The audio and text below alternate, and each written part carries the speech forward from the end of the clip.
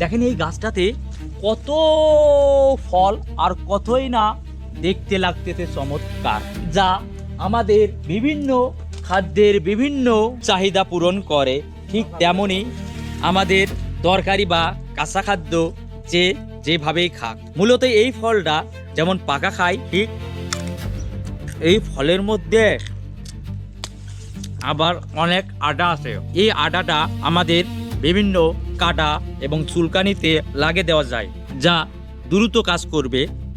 এই আটাটা এই গাছের এই ফলটার মধ্যেও ঠিক ততটাই পুষ্টি।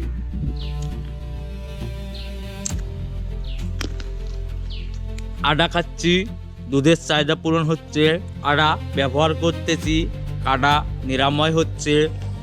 একটা গাছ থেকে কত গুণের কোনো শেষ নাই। তুমি যদি বোঝো তাহলে তোমার কোনো কিছুর অভাব নেই। আমি চাই সবাই এই গাছের ফলটা সেবন করুন এবং সুস্থ থাকুন।